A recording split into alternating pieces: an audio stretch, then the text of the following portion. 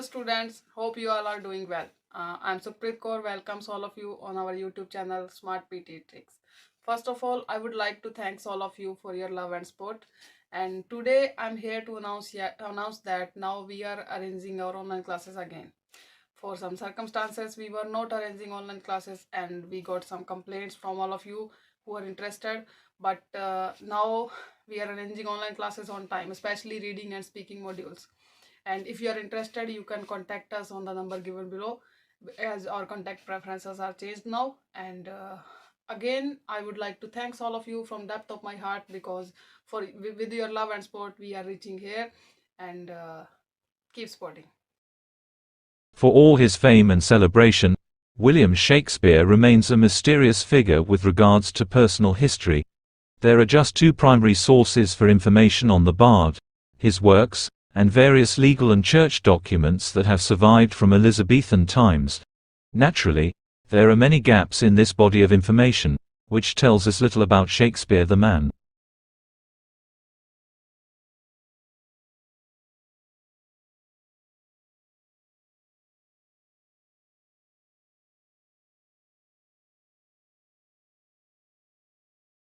As with all human behavior, there are numerous reasons for it.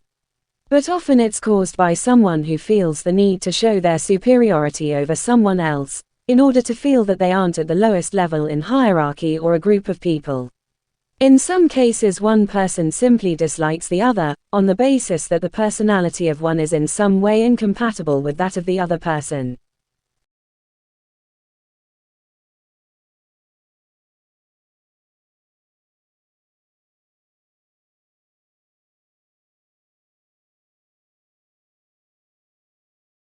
Those of you who've never heard the term Neo-Latin may be forgiven for thinking it's a new South American dance craze.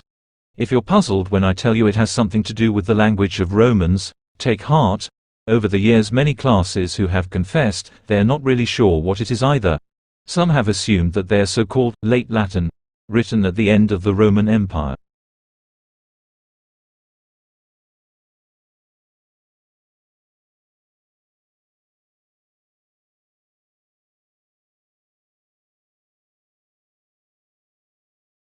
For the first time, Japanese researchers have conducted a real-life experiment that shows how some traffic jams appear for no apparent reason. They place the 22 vehicles on a single track, and ask the drivers cruise around at a constant speed of 30 km an hour. At first, traffic moves smoothly, but soon, the distance between cars started to vary and vehicles clumped together at one point on the track, but the jams spread backward around the track, like a shockwave at a rate of about 20 km an hour. Real-life jams move backward at about the same speed.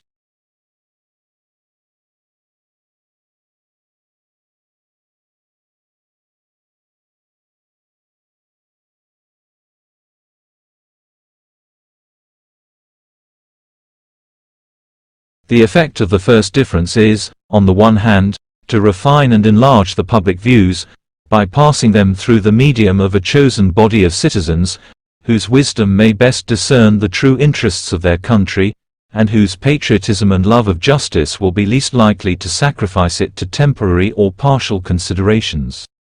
Under such a regulation, it may well happen that the public voice pronounced by the representatives of the people will be more consonant to the public good than if pronounced by the people themselves, convened for the purpose.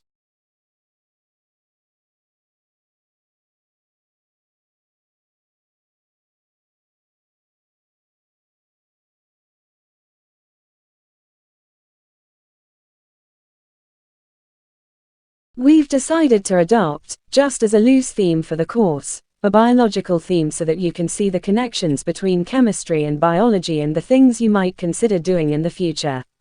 We want you to think about the molecules that are relevant to your body, the processes that occur in your body, the chemistry that's going on, and how energy plays a role.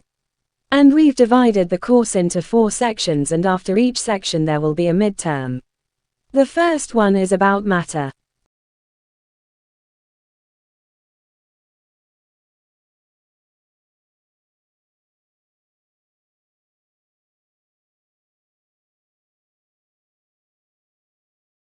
Close to the idea of 2 or more languages being used for instruction is the concept of language across the curriculum. In all content areas, students learn skills, knowledge, understanding, concepts and attitudes mostly through language. Thus, every curriculum area develops language competence. All subject areas, from music to mathematics, science to sport, contribute to the growth of a child's language or languages. At the same time, achievement in a particular curriculum area is partly dependent on proficiency in the language of that area. Obtaining fluency in the language of chemistry, psychology or mathematics, for example, is important to understanding that subject.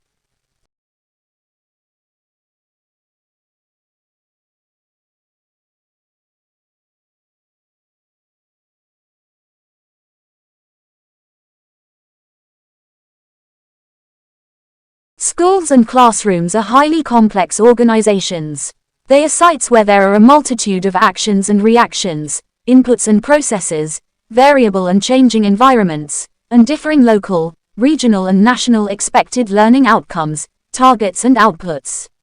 The formula for success is never simple, partly as success is diversely defined and understood, and partly as perceived effectiveness varies across person, administration, region and time.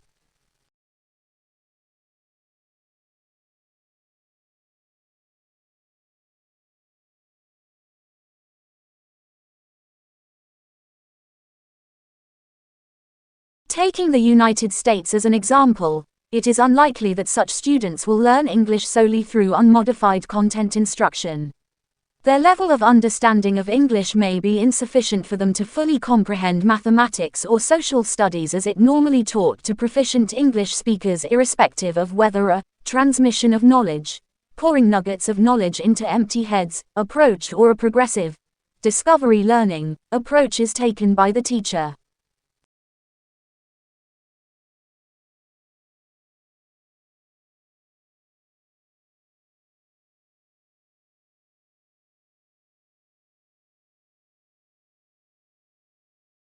I'm going to argue that the tremendous increases in productivity that we associate with the Industrial Revolution originate not so much from changes in science or technology or new inventions, where England was far from unique, as from changes in attitudes towards morality, towards what constitutes the good. Attitudes towards property, which became England individuals long before it did on the continent. Attitudes toward the proper role of government. And together, these attitudes constitute much of what the Luddites were protesting against.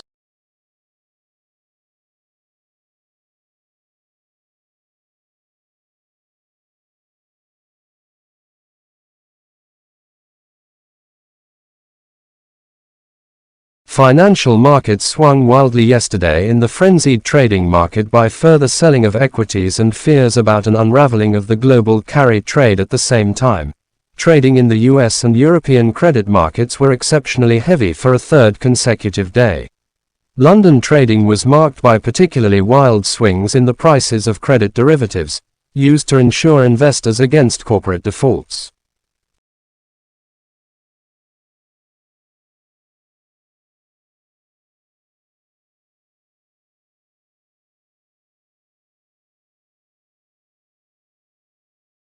For all his fame and celebration, William Shakespeare remains a mysterious figure with regards to personal history. There are just 2 primary sources for information on the bard: his works, and various legal and church documents that have survived from Elizabethan times. Naturally, there are many gaps in this body of information, which tells us little about Shakespeare the man.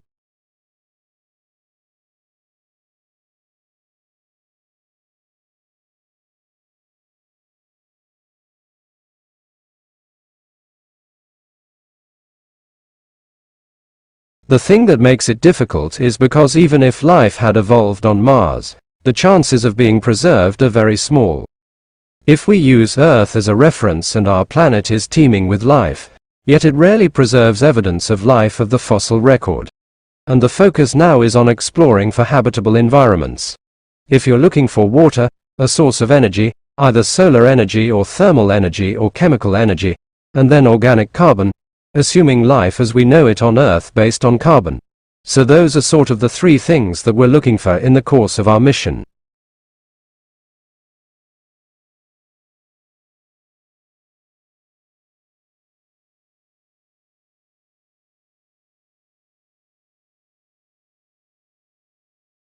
Also, malaria is something that is a very complex disease with this complex life cycle.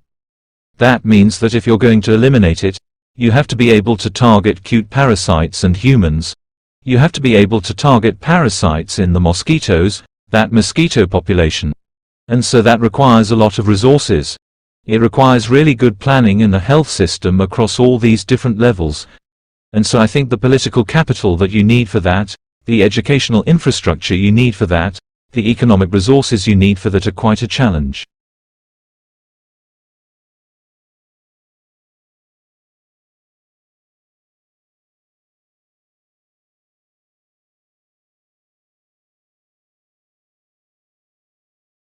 Lead-in time is the amount of time that elapses between a business placing an order with a supplier for more stock or raw materials and the delivery of the goods to the business. Businesses want the lead-in time to be as short as possible, so that they can meet their customer orders and minimize the time between paying for the stock and receiving the revenue from the customer. However, this may not happen due to a number of factors, such as delays in the supplier receiving the order, or the breakdown of the supplier's lorries deliver the stock to the business.